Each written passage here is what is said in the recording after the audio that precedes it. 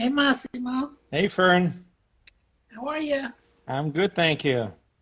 Well, we did it. Great seeing you. I don't know if let's wait a few more minutes. I Yep, let see some more people. people joining as we speak. Yeah, absolutely.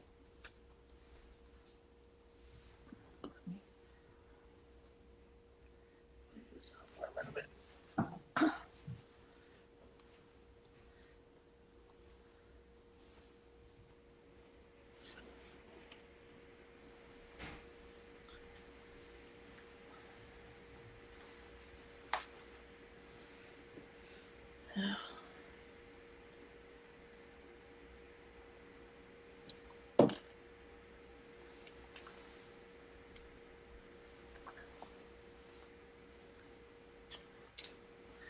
It's 8 o'clock in Berlin. What time is it in New York, Fern? And I guess Two two o'clock. o'clock.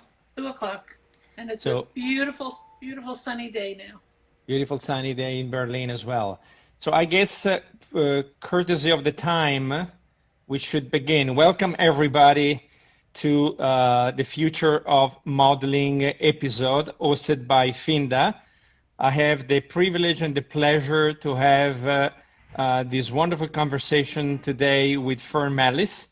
Fern Mallis is an old friend, and we haven't seen each other for quite some time. Fern, it's great to see you. I'm so happy that you accepted to be part of this conversation, and I'm very exciting to have this catch up with you. We literally haven't seen each other in 10 years, so it will be an interesting conversation on reflection on past, present, and future plan. For any of you that does not know Fern, Fern is a pioneer, is a visionary in fashion, and foremost is an old friend. Um, so I guess we want to start by taking a little step backward, and there's a question I don't think I've ever asked you, because I think everybody pre pretend to have the answer. But the question I have for you is very much we both love to build stuff. We both put our heart, our soul, our passion in building what we believe, what our vision tells us, and what our gut feeling tells us. It's part of our mission sometimes, or our passion. So the question I have for you to start is, how did you start at New York Fashion Week? Well, that's a good question. But I'd like to first start off by saying that it's a delight to be on this platform with you. And like you said, we haven't talked to each other or even seen each other in at least 10 years. Since I left IMG and you left before me. But we stayed in touch. When I used to come to London, I'd see you and places. But like everything else in the world, we all go our ways, and God knows where 10 years went. And talking about building a new platform, or building or creating something with what's going on in the world right now, and especially in America. I mean, I don't know how, but I wish there was a way to build a new society and to build a new way for us all to live and work together and to appreciate and understand each other and respect one another. I mean, it's the news all day. Finally have to turn it off. I mean, to be watching our cities burning and the protests that are happening around the clock every night in every major city, all starting off for very good reason to protest some atrocities. But, they've evolved now into very professional people coming with, real equipment and breaking down and cutting through metal gates and barriers at stores and looting Chanel stores and Dior stores. I mean, I don't care about those products, but I care about just the blatant, looting that has nothing to do with caring about the inequities in what's happening in our society. And it has nothing to do with George Floyd being mercilessly murdered by policemen in Minnesota. So I don't. I'm just so desperate for us to have some leadership and some people who can talk us through this and work through this.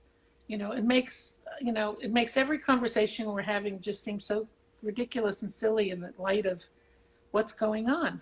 And so, I mean, I just had to get that off my chest because No, no, all I these understand. talks were It planned before all this happened, and, I feel like we felt after 9/11 when, all of a sudden fashion didn't mean anything if you weren't a frontline responder. We've all been sequestered with COVID for 3 months, and that's all we've been living and breathing and trying to protect ourselves from. And all the stores and all the businesses were just now starting to come out of that, just ready to open up. I mean, I've been on lots of phone calls and Zoom platforms, listening to people talk about what they're doing to get back and start to talk to each other again and get out into the public. And now this comes on top of that, and it's just so depressing and so frustrating. So I don't know what's going to happen, but No, and I think that's what I thought.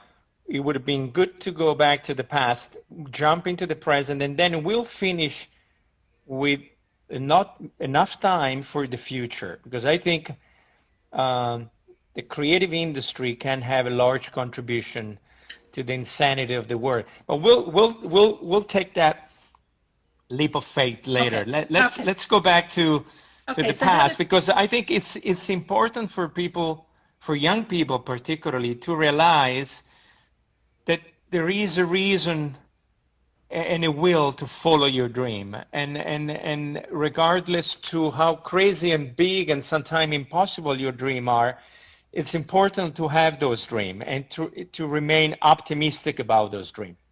absolutely. Well, to that point, there is some relevance to this story in a way because I had a long and very successful career in the starting in fashion when I first got out of college and what have you, and then it shifted gears to public relations, and then it shifted to marketing, and I was very much involved in the interior furnishings and design universe with the architects and designers, running a big design center in Long Island City, the IDCNY International Design Center, New York, which was designed master planned by I.M. Pei, and Gauthamy Siegel with the architects on the project, and the Massimo Redaelli did all the graphics, and it was just a spectacular project that I had as a client, and then closed my business, my PR business, to join them as a senior VP of marketing and advertising. And we did enormous events, bringing the whole architecture design community over the bridge in New York, the 59th Street Bridge, to Queens, which is something people only ever did if they were going to the airport or going home, and to go to these brilliantly designed showrooms for the contract and residential interior furnishings businesses. And then after a couple of years, there was a recession in New York. Everything just stopped. All the buildings stopped. New York was bankrupt. It was in the late 80s. And I was let go from my job, which is what always frustrated me, that some companies would let the creative people go first, keeping the business people, when in fact, those are the people, as you said, should be the ones to get you through these times. They're the thinkers and the forward thinkers. So I was without a job, and I wound up doing some freelance public relations for an old pal, Harriet Weintraub, a PR woman in New York, and Harriet and Carolyn, who had a business, and I brought my three-wheeled Rolodex, which is, God, it's, like a vintage item now. And I worked in a small office with another gal who wound up becoming a big PR company, Leslie Stevens. And I was working on a couple of projects for them, freelancing about design stuff. And I was reading Women's Wear Daily because I read it my whole life growing up. My dad was in the industry, used to bring it home from work. And I read about the CFDA looking for a new executive director because they, well, backtrack a little bit, they had an event called Seventh on Sale, a big event that was a huge AIDS fundraiser. And I was very involved in the AIDS fundraising at that time with DIFA, and all my friends were dying. So I was very much on the front line of that world at the time. And Seventh on Sale was an enormously successful event. Anna Wintour and Donna and Calvin and Ralph were the co-chairs, and they raised $5 million over a weekend, which was a hell of a lot of money, with all the designers selling their things wholesale in beautifully designed spaces in the Armory in New York. I went to the dessert party that kicked it off. It was a 4-day event because I couldn't afford a dinner ticket, nor was I invited to a dinner. And I fell in love with what they were doing there. And we after that event, Carolyn Rome was the president of the CFDA. She resigned. She was just overwhelmed. There was a young man who was from the furniture industry who was their executive director, a good friend of Perry Ellis's. His contract was not renewed. And the CFDA had an office that was literally the size of a dining table in the back of 1412 Broadway in New York in the Garment District. And the newspapers, as I said, Women's Wear was constantly running articles about looking for a new director. And I read that, interestingly, and then read it again and followed up. And I finally said to the folks in the office, maybe I should throw my hat in the ring for that. And they said, oh my God, you'd be perfect for that job. Because it was about events and organizing things and marketing and PR and connecting everything and being creative. And so I said, well, who do I reach out to? And they said, call Donna Karan. And I said, right. Like, Donna Karan's going to take my call. She doesn't know me from a hole in the wall. And then they got back to me and they said, send a resume to Stan Herman and the woman, Monica Tilley, who was a designer at CFDA. They were the search committee. They had seen about 300 resumes and had interviewed about 50 people, I think. And so I wrote a resume, sent it to them on a Friday. I think on Monday, I got a call like, how soon can you come in? And I came in literally the next day. And they said that they had already picked their 5 finalists. And clearly I walked in and I had the credentials that they were interested in. And they said, can I come back and meet the next group of, people vetting everybody. So the next group was Calvin Klein and Bill Blass, Carolyn Rome, and the Stan and Monica. And so I came in and met them. And I knew Calvin Klein from Fire Island and from parties in the city and stuff. And Bill Blass looked like my dad to me. So, I was comfortable with him. He was very, very grand. And, they said to me, why should we be considering you? You haven't been in fashion in like 10 years. And I said, well, I never stopped wearing clothes. and then I said, I never stopped shopping. I never stopped looking at the magazines. And I said, fashion is something that's either in your DNA or it's not. It's part of my life. I grew up in it. I'm comfortable in that universe. I organized all the architects and designers to come together. I could do that with fashion designers. Why not? And one thing led to another. They interviewed the 6 finalists, and I was selected. And I went to a board meeting a week later, which I had to be ratified by the entire CFDA board, which was a very long table with every name in the business that was on the board. I mean, it was just everybody, including Eleanor Lampert, who never liked me. She called me that woman. And, it was the event, that meeting was on my birthday, on March 26th. And after a testy exchange with Oscar de la Renta about how much time I would devote to DIFA and versus CFDA, and I said, don't make me choose. I mean, I'm never going to stop fighting for my friends who are dying to raise money, but I will give you 1,000%. And an argument with Mary McFadden about Partnership for the Homeless, a group I started called Furnish a Future. And it was just back and forth. They sent me out of the room while they deliberated. And it was, it was Ralph Lauren was at the meeting, and Calvin and Donna and Bill Blass and Oscar and, you name it. Which is an interesting thing because you're talking about early days of U.S. fashion. You're talking about every name that then turned out to be a brand, turned it up to be representing U.S. fashion for until today. They were all there, all of them. And, in those days, it was, like I said, it was Mary McFadden, it was Joseph Abboud, it was, Marianne Restivo, Patricia Underwood doing her hats, and, Jeffrey Banks, and it was just a whole lot of people. Anyway, I went out into the back room, and and about 10 minutes later, they asked me to come back in, and the entire CFDA board sang happy birthday to me and welcomed me aboard. And it was a very special moment. And that was, like I say, it was the end of March. 2 weeks later in April was Fashion Week or Market Week, what it was called then, because if there were 50 fashion shows, there were 50 different locations. Nobody talked to each other. And, I said I'd start in like 2.5 weeks, 3 weeks, because I needed to settle up a lot of things before I started. And I watched what was happening during that week of the fashion shows. And Michael Kors had a show in an empty loft building on 20-something street in Chelsea. Designers love empty, lofty, concrete spaces. Nothing there to distract you.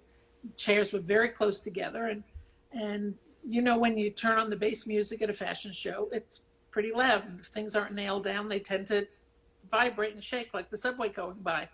And they put the music on, and the girls, Cindy, Linda, Naomi, Claudia, it was, he had every top girl would walk his shows. And the plaster started coming down over the runway and falling down and landing on the girls' shoulders, and they kind of brushed it off and they kept walking. They get paid the big bucks to do that. But when chunks of plaster landed in Susie Menkes's lap in the front row, and Carrie Donovan, who was at the New York Times at that time, and they didn't like that. And a lot of people didn't like it. The next morning, the headline, and nobody remembers what Michael showed that season. Everybody's looking for the emergency exit signs. And but the show continued. And the next day's headlines were, "We live for fashion, we don't want to die for it." And I said, I think my job description just changed. There was not one discussion ever in all of the preliminary interviews about organizing a fashion week being part of that job. And I said, okay, let's figure that out. So we started having meetings and setting up a committee with young designers and some established designers. And, we had meetings after meetings and gatherings. And I, went out looking everywhere in New York for empty spaces. Where could we do something? Every empty building that had stopped because of the recession. There were a lot of buildings that stopped construction. I looked at piers, I looked at parking lots.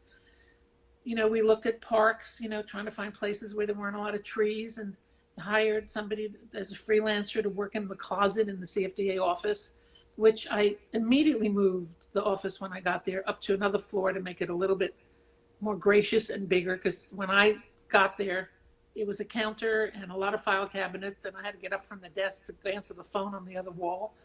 Everybody thought it was an answering machine, the CFDA. It was a big glorified closet back by the freight elevators. So we went up, to a nice new floor and got lots of nice black furniture, and, created spaces for an assistant to work, and extra desks and what have you. And we started doing some, a lot of research and homework. And we found, and these meetings were hysterical, because it was the young designers who would say, well, I need to have a place that is my personality and to express who I am. And, and I would say, hey, stupid, it's about the clothes. Let's all do this together. And somebody in the back row stood up and said, oh, is Calvin Klein going to do it? Is he going to show there? And happily, Calvin was in the front row at this meeting. And I said, Calvin, you want to come up to the podium?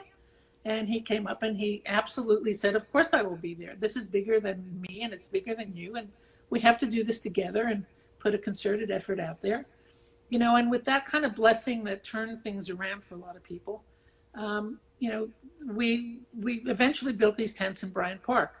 We tried a temporary season or a couple of seasons in the Macklowe Hotel, which was on 44th Street, and just to see if more than 6 people would show in one place, and created a nice press room, and, and taking cues from what was happening in Europe, and organized a press list. Nobody had ever done that in America.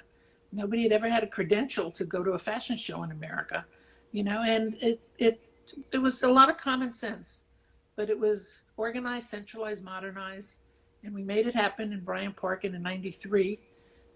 In the fall with the first shows. It was called 7th on 6th because it was a play off the 7th on Sale AIDS fundraiser.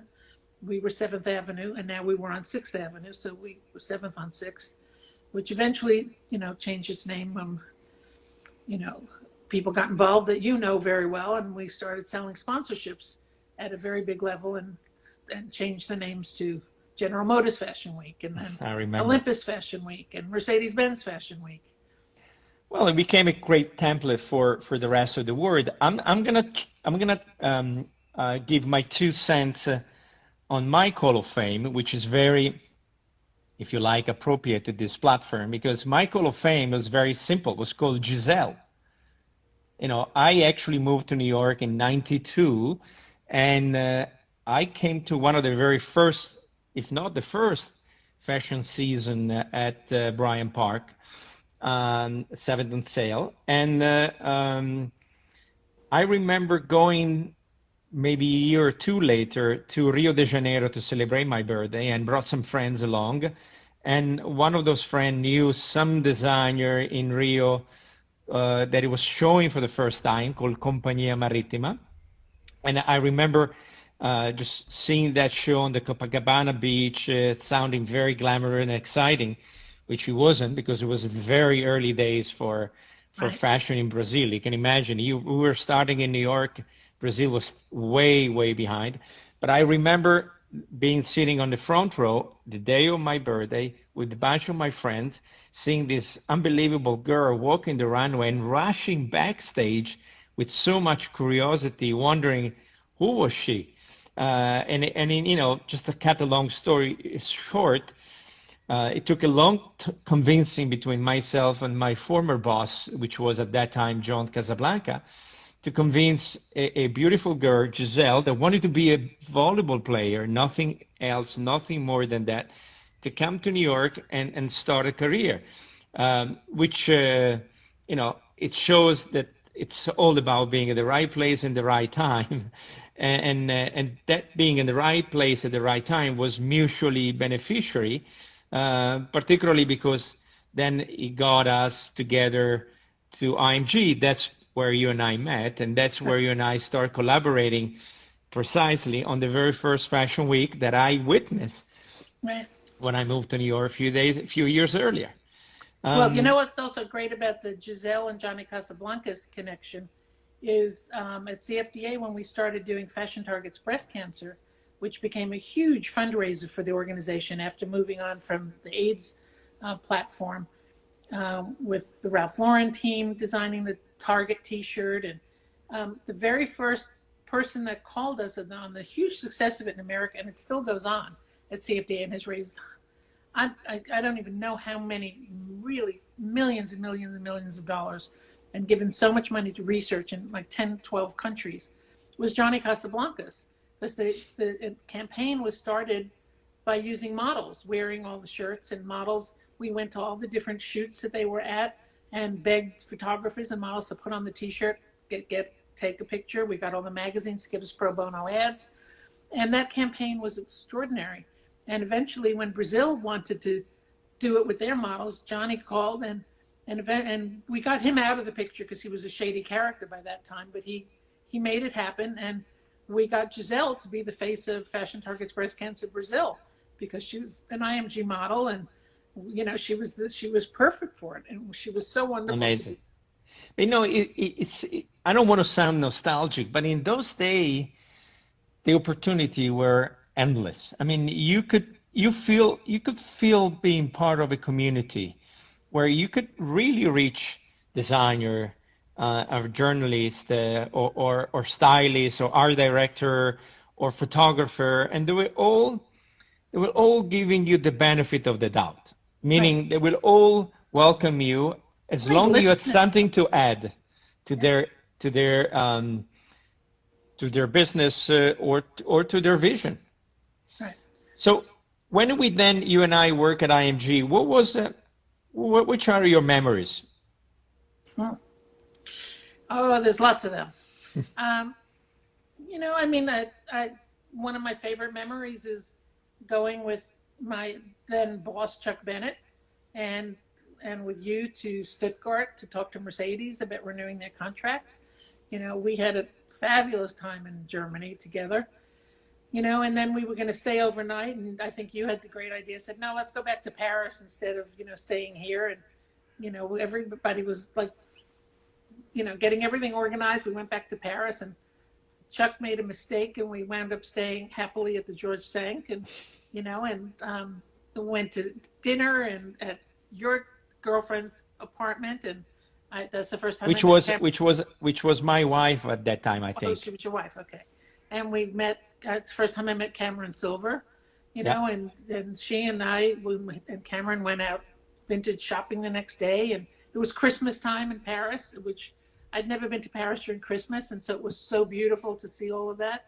I mean, those are some of the good memories, and doing the shows, and then going to Berlin and working on getting Berlin to happen, and for me, going to India the very first season that I joined IMG, and that became a love of my life, and India became a second home for me. I mean, for 10 years of working on Lakme Fashion Week and doing so many things, I have so many friends and people in India that it really is like a second home for me. The shops, the restaurants, all my pals there. And inevitably, I was always there on my birthday, always having a birthday party. And then I have crazy memories of being at IMG when 9/11 happened, the first season that IMG bought 7th on 6 from the CFDA. The CFDA ran the shows for 10 years, and I was director of CFDA and 7th on 6. And we were doing the awards galas, we were doing the charitable initiatives, we were doing everything in a very small staff. And and then we owed money to IMG, who had been our agent helping us to sell sponsorships when we hit the brick wall. That's how we got IMG involved. Chuck came to us with Mark McCormick and said, that's what we do. We can sell sponsorships, and we can make more money for you. And so the sponsorship monies were raised, a lot more money, but we also had to spend a lot more money to raise that money and to use that money, and created TV programming we had Carolyn Murphy as a host and other models through the years hosting TV shows. And we did lots more advertising because of those deals, and I'll never forget when that deal was cemented and IMG officially bought 7th on 6th. Kathy Horn was doing an article for the New York Times about it, and she had me on the phone and she had Mark McCormick on the phone, and she said to him, how do you come to fashion? You guys are the sports guys. Everything's about sports with you, and some of the arts. And I'll never forget, this man was, I think, in his 80s at that time, maybe, or very late 70s, which doesn't seem so old now to me anymore. But he said, well, fashion, like sport, needs no language to be understood. I remember. What a great line. And he was right. So the runway was the court, and watching the sport going up and down the runway, and selling the sponsorships, creating lounges and very sophisticated opportunities for the sponsors. And, but then that very, first season was September of 9/11. I was there. You remember, I think you and I and Chuck was touring the venue at around 11 o'clock at night, Sunday night. And Monday morning, we were in a meeting with Mercedes, which that meeting never took place because 9/11 happened. It was a horrifying experience, and it almost turned me off IMG for a while because of some of the reactions of the company. It was all about litigious and, don't stop anything because of the lawsuits. We got to see what the contracts say. And I said, don't tell me that. We're not having fashion shows here. Nobody's coming here to do the show anymore. We have to shut that place down. And, I had to go backstage to shows that were, getting ready to start and who had no idea what happened, and get everybody's attention and stand on a ladder and say, hey guys, we've just been attacked by terrorists, and grab your things and go home and be with your loved ones, and, be safe and get out of here as fast as you can. And, and we had, as like you were there were thousands of journalists and editors from all over the world, from every city and every country, who now had a different story to write about. They didn't need a wire service. They were there. They took off their stilettos and put on their sneakers and went to ground zero as best they could and wrote about a different story. Our Evian sponsorship, all that water went down to ground zero. We turned the tent into a relief center, not knowing, that there would be nobody to relieve, that there wasn't anybody coming out of that. So I mean that was a very heady time, and I must say, and I remember that tent front so well. It was Stephen Sprouse that we got him to do that, and it was a graffiti. I And I remember. remember It working was the with, same was the same year that he did the graffiti for Louis Vuitton, or actually no, yes, before. You did it before Louis Vuitton, it was around the same time because same that time. gave us the inspiration to do it, I think. And I remember we went to the big brass at Mercedes, who we had volumes of books of how to use the logo. You don't one iota off, you were screwed. Everything was so had to be so perfect in German, and here Stephen wrote Mercedes Benz in his graffiti handwriting, and the big boss said, "Do it, go ahead. That's art." And that was just, oh, we were so proud of having that tent front, and it wound up the second tent front after that in February. We now had a new mayor. It was Bloomberg, and we used Stephen's second tent front, which was a abstraction of the American flag, which was a project he was doing for Target stores.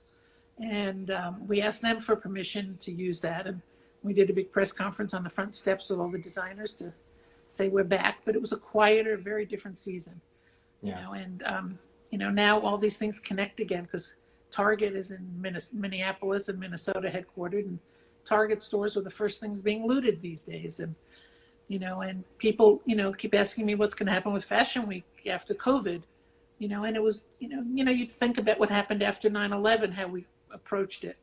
But Yeah, now, we'll get to that in a second. yeah, Um, I still want to celebrate those years that we were together, because those were incredible years, Fern. yeah, I mean, absolutely. you and I worked together endlessly. We had amazing people that support us, and we took the sort of we mastered your New York Fashion Week template, and we brought it to Berlin, to India. We brought it to Istanbul. We brought it to Russia. We brought it everywhere. I mean, Yeah. actually, that template allow us also to sign commercial rights for London, with London Fashion Week, for Milan Fashion Week.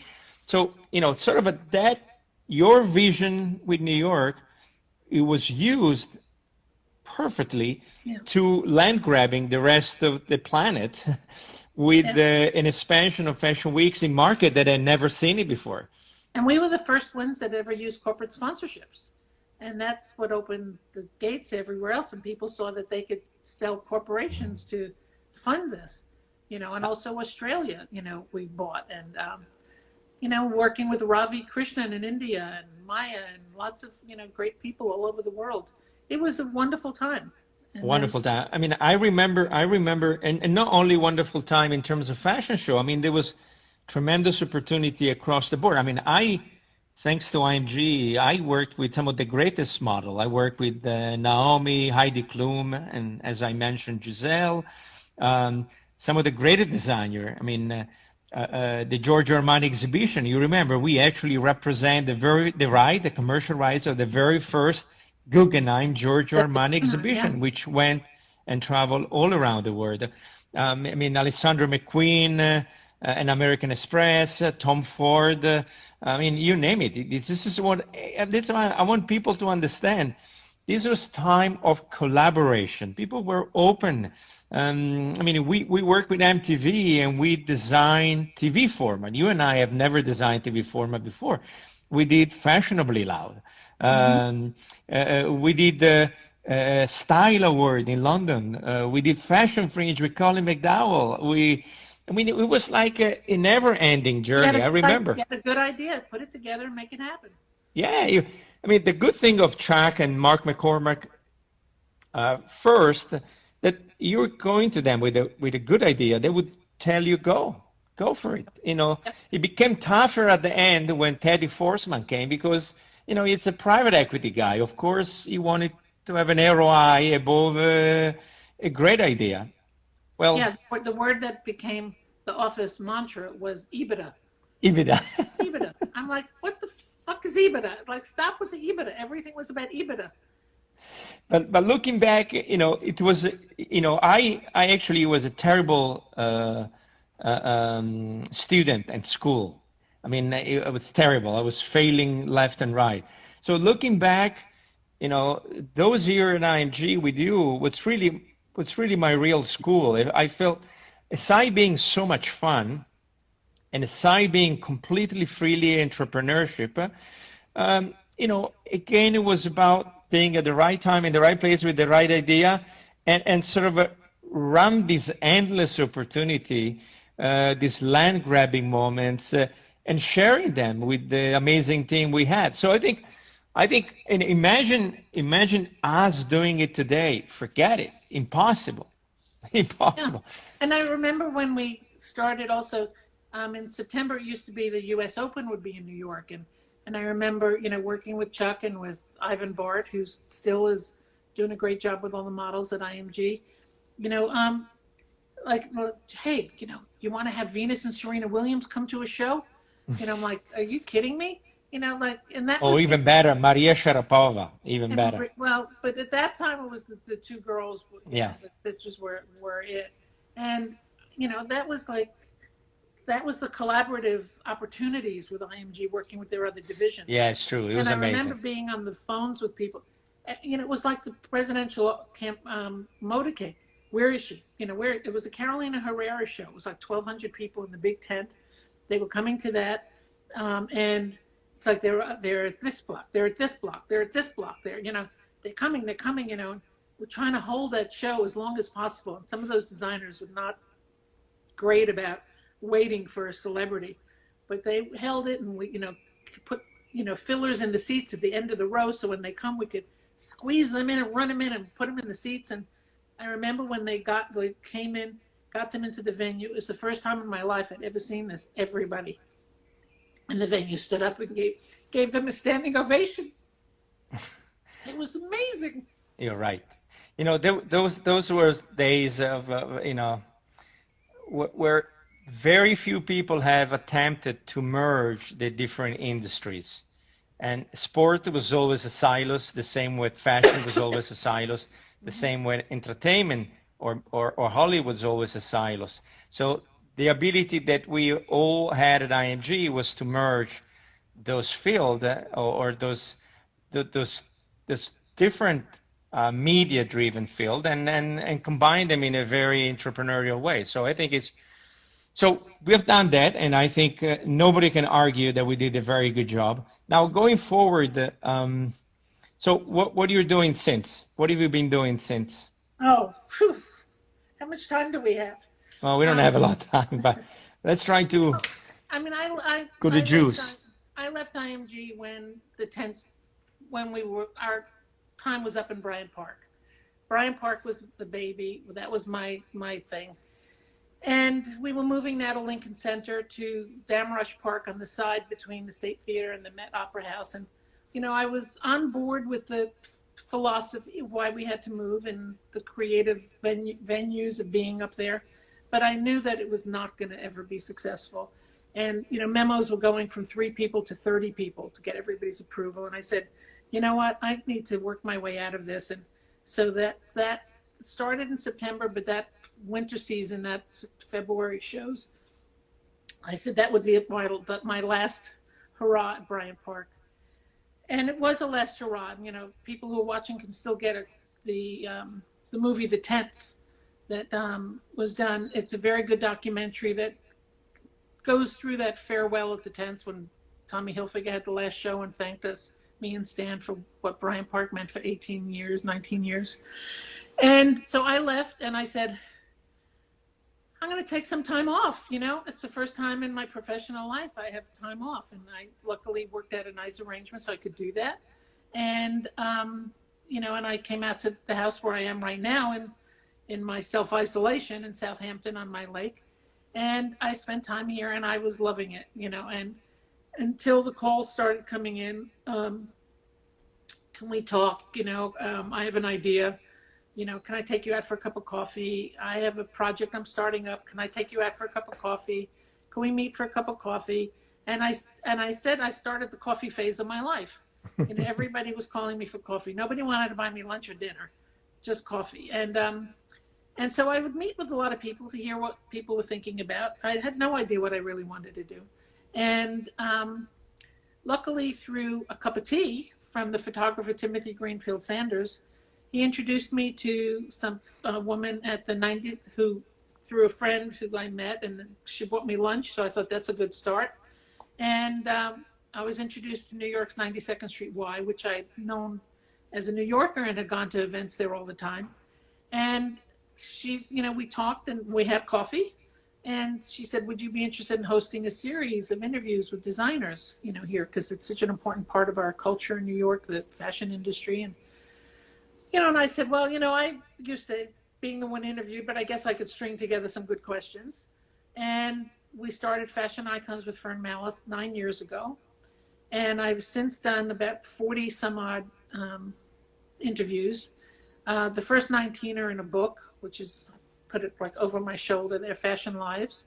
And it started with Norma Kamali and then Calvin Klein and Donna and Tommy and Tom Ford and Marc Jacobs and Oscar de la Renta and Andre Leontali and on, Bill Cunningham. And they are one-on-one interviews that are the epic stories of their lives. It's not about their collections. It's not about what did you do for fall and how did that work out for spring. It's who are you? How did you become you? How did you get that inspiration? And how did you know you could be a designer? And what did you do to start a business? All of these people started with nothing and created something. And then I later went on to interview after the book came out, and we're going to be working on a second book. Valentino and Victoria Beckham and Margarita and Rosita Missoni and and Iman and Cindy Crawford and you name it. I mean, everybody. Leonard Lauder. Just wonderful, wonderful. Bob Mackie and Peter Marino, the architect who's done every luxury store in the world, and is going to have to do a lot more of them again now. So that series happened, and that's been great, and it's still going on. And I did an off-Broadway play. I was in Love, Loss, and What I Wore. Complete out-of-box experience, from the out-of-body experience, performing on an off-Broadway stage with Katie Lee and three other real actresses. And I did a collection for a couple of years with HSN and First QVC called Fern Finds. And then I just started doing all sorts of things like that. And then it was basically a consulting business, which I still have now. I love that you went full circle. You started with a small community, you grow that community across your lifetime, and now you're going back with that community, interviewing them on their lifetime experience. This is beautiful. It's actually keeping the heritage alive, which I think is important, because that heritage is essential for any future generation that wants to enter fashion. The book is a textbook. It's a textbook. I mean, when I asked Calvin on the stage, the first thing I said, so why are you here? You sold your business 10 years ago. You have no product to sell. You're not launching a perfume. You have nothing. And he said, I'm here because you asked me. And I was like, oh, good answer. That's beautiful. And that's what's been very special to me, those kind of moments. No, I had a more tumultuous number of years, and you and I haven't shared. I mean, you probably remember that upon leaving IMG, I moved to the West Coast. I formed a joint venture with William Morris, pre-Ari.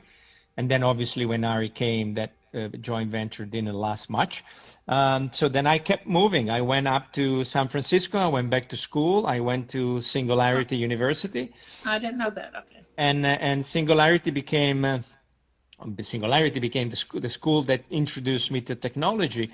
And I became completely obsessed with digital technology, obviously coming from a different perspective than a coder or than an engineer, more from a creative perspective. But it was also fascinating to see the same trajectory that that industry had in similar terms to fashion, with a small community growing into a big community, growing into big superpower and super ego and so forth.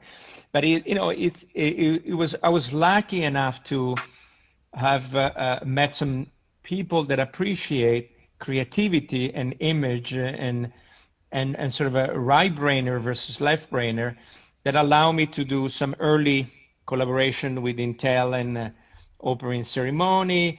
We did some startup glamour. I remember some of them, Stylist Speak. But the best and still the claim of fame that I can still have in my resume today is meeting with Angela Arndt. You remember the former CEO of Apple, sorry, the former CEO of Burberry, which when I met was the head of retail at Apple, and together we did the most beautiful project, which was the redesign of the entire retail experience, which we launched in Milan, 2 years ago now, 3 years ago, and it was a huge success because then that template was taken further across their markets and then becoming the creative director of the Google camp. So not from an engineer point of view, but from an experience standpoint of view, it was also amazing. So I think there is a story to be said here that technology without emotion cannot exist. And emotion without technology in today's life, it's certainly very, very challenging. The balance of the two is what is very important. And bring it forward what my everyday life now looks like. It's really helping young entrepreneurs like Maria at Finda to build this platform in a way where it keeps technology and emotion very well balanced. So there is, direct transaction between the talent and the client, but in a transparent, secure way, promoting self-empowerment, self-entrepreneurship, diversity, which we know today is very, very important, sort of lowering these entry barriers and potentially eliminating these silos, which we know don't work. Silos are meant to be broken. So, I like to think that any person can become a role model for the brand. It doesn't have to be necessarily its standard model. That's why diversity is important. And maybe not just be a passive buyer online, but taking a more active role as an influencer, as an ambassador, as a creative thinker, or just as a model. With the power of digital and social media, I believe all of that is possible, and it's possible today. So that's why I think our contribution, in a sense, it's very important because we carry so much experience and so much wisdom, and we have to help the new generation with our experience and our wisdom to navigate those very difficult times because we live in a very complicated time, and we can actually now bring it forward from where you and I started. How can we contribute? You could use me if you need for a good ambassador for the right project. Absolutely. We need people like you. The world needs people like us. The world needs to understand that creativity is not just something that is superficial and volatile and ephemeral. Creativity comes from our soul, comes from our inner ourself, and it's not something that needs to be silos as meaningless. Everybody has the right to express their creativity, and everybody has the right to express their creativity the way they want, and the way they feel it's part of who they are and their passion and their mission and so forth. So I think it's extremely important that we come together and help those young entrepreneurs and those young people to understand that there's no limits to their dream. Yeah. They are the limits. Well, part of the consulting that I've been doing since I left IMG is with a lot of regional fashion weeks in America, because they are all these young talents all over the country that don't need to come to New York and be swallowed up in the big fishbowl there. So I've been very involved for many years with Nashville Fashion Week, with Philly Fashion Week. I've gone to Omaha Fashion Week, and I've gone to Boston and San Antonio and all sorts of places. But I've spent a lot of time with the Nashville and Philly folks, and I really believe in these.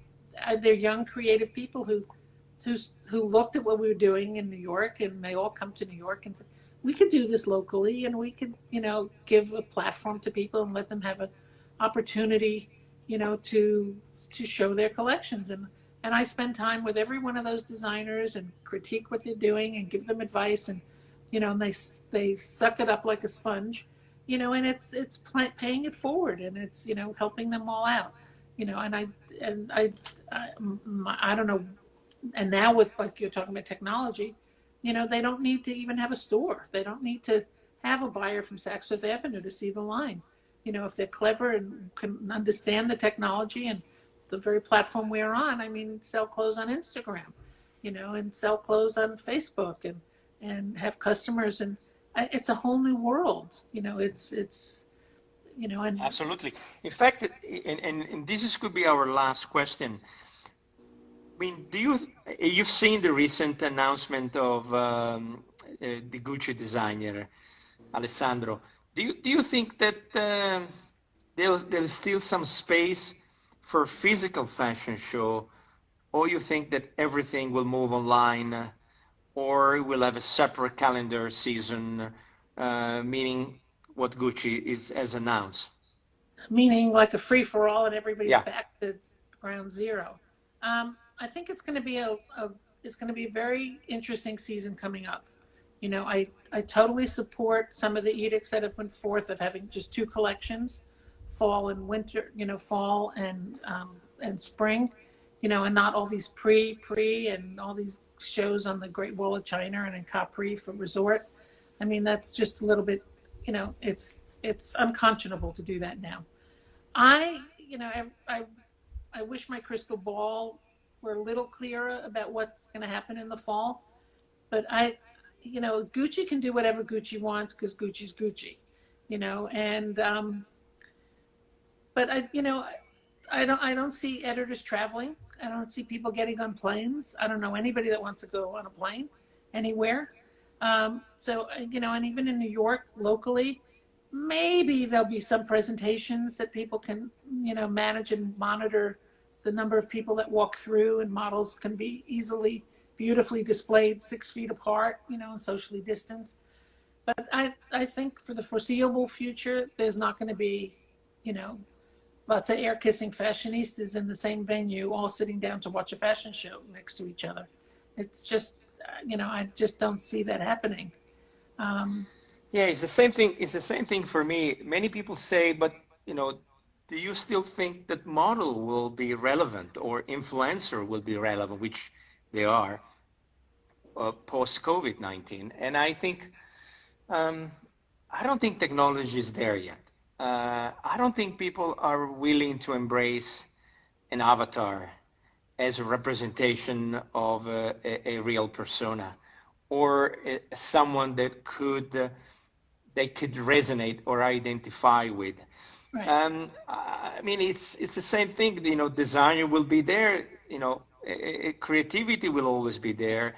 Yeah. Model will be there. Yeah, You know, it fashion will technology will will accelerate work with them. their talent. Will work with them, but it's not going to replace them. You know, this is the fundamental fight and battle I was having at Singularity with Ray Kurzweil, the founder. You know, after the 15th time, which he told me that we will be replaced by machine by 2050, then he reversed saying 2040. I was saying, well, why? Why do we need to be Well, replaced by machine? Why do we well, need to be replaced by a digital representation of ourselves once we, as human, are pretty capable to thrive? well, I think the robots and the machines are very effective in Amazon, you know, warehouses, gathering all the things we're all buying online, and if they can do that and get that stuff out quicker, great. But I mean, fashion and beauty is still such an aspirational part of everybody's life.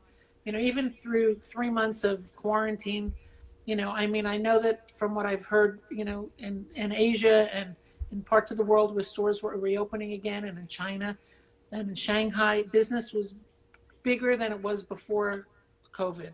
I mean, people really want to buy something and want to get out there. I think it's going to be very hard for stores now, and the big stores, to figure out how, I mean, they're figuring it out. They're spending tons of creative time and energy how to handle dressing rooms and try-ons and walkways and cashless and finger, not touching things. And, there's a lot to be learned and a lot of people figuring it all out. But people still want to buy things. I think they still want to see clothing on a beautiful model, and the models are their own brands now too, and they're pretty good at doing their own hair and makeup if they need to, but I think that can all be worked out. I think things are relaxing a little bit, but the gathering I think is going to be tough. I mean, what Mr. Armani did in Milan, I think was great. Yeah, it was brilliant. The show, and unfortunately, given the timing, that probably should have ended Fashion Week in Europe, and Paris never should have gone on, because I think the virus was already in Milan. There were lots of people there, and lots of people from China who were there, and the manufacturers and the buyers and the people and the press, and then everybody went, even though he said enough, no people here, just the models. They all went to Paris and started kissing each other everywhere and being in very closed quarters. And I think the fashion people brought that virus back also to America. Absolutely. And everywhere else.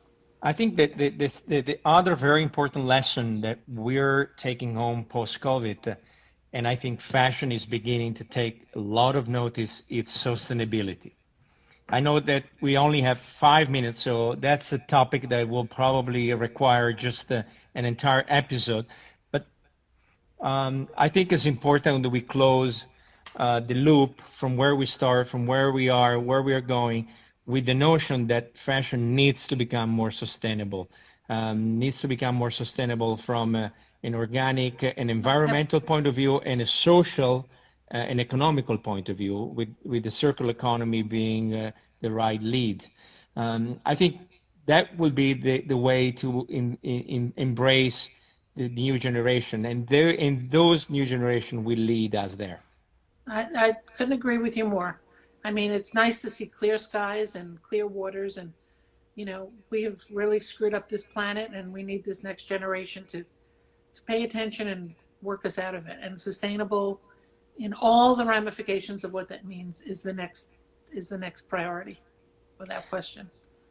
Absolutely, and it is an important part of the future. So, there's no future without a brand that commit to value that contain sustainability, environmentally sound improved choice, and a circular economy that provides a system that does no harms anyone and anybody. So, this is the hope that the future is waiting us, and I hope that fashion is going to take a big leap of faith. If you and I would start New York Fashion Week today, Fern, I know we would do a very green fashion week, which will be bulletproof from every value perspective point of view, because that's what the young generation wants, and I think is a responsibility of that industry now to take them seriously.